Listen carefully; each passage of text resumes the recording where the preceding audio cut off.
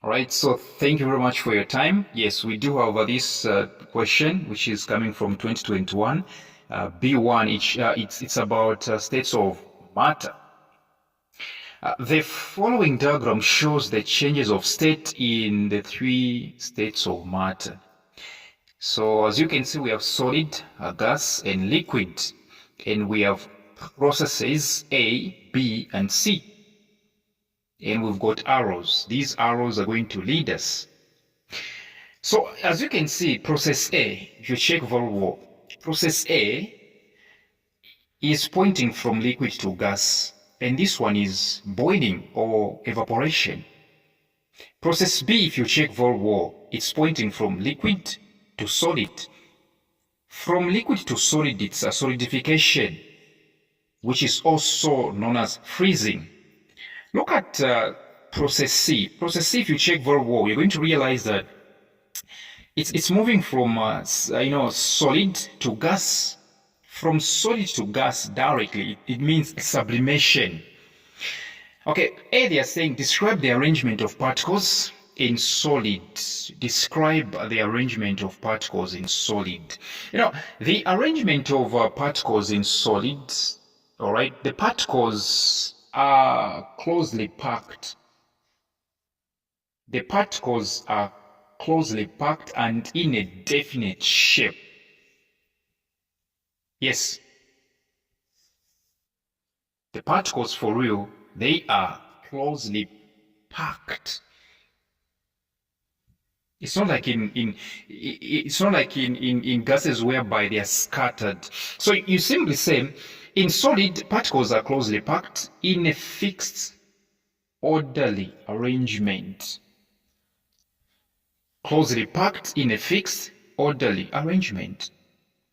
And then if they ask you about movement of particles in solids, you simply tell them to say, particles in solids do not move, they vibrate. They vibrate about fixed positions, okay, but they do not move freely.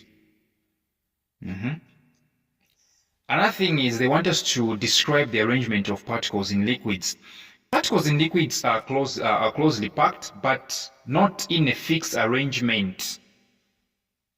Okay, they are closely packed, but the arrangement is not fixed. They don't have a definite shape. All right, they don't have a definite what? Shape. And then if at all they ask you about the movement, you should say particles in liquids move from one place to another, but in an orderly manner. Okay, next one. We have question B1. They're saying state the name of the change of state labeled A and B. I think I covered this one.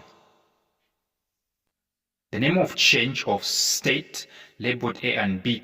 A is from liquid to gas, which is freezing. Sorry, which is what? Boiling or evaporation. B is the movement of, is the changing of state from liquid to solid. Liquid to solid, which is solidification or freezing.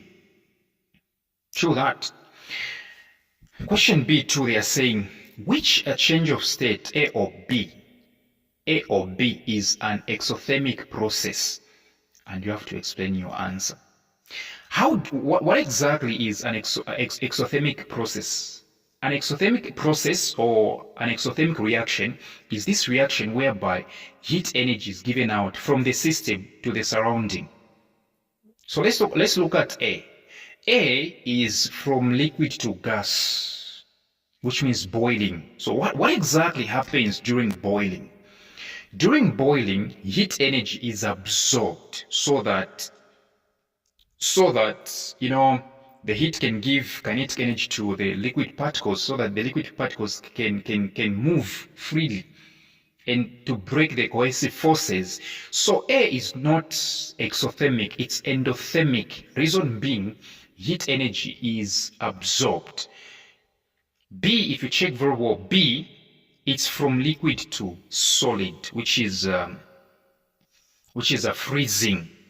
So what exactly happens during freezing? What happens during freezing is that, take for instance, normal room temperature of water is 25 degrees Celsius.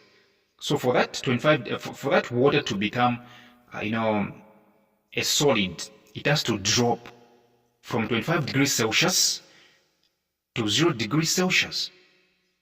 So which means 25 degrees Celsius will be given out. So during freezing, heat energy is given out. So definitely B is exothermic reaction. And I've just given you the reason. It's because heat energy is given out from the system to the surrounding. So thank you very much for your time.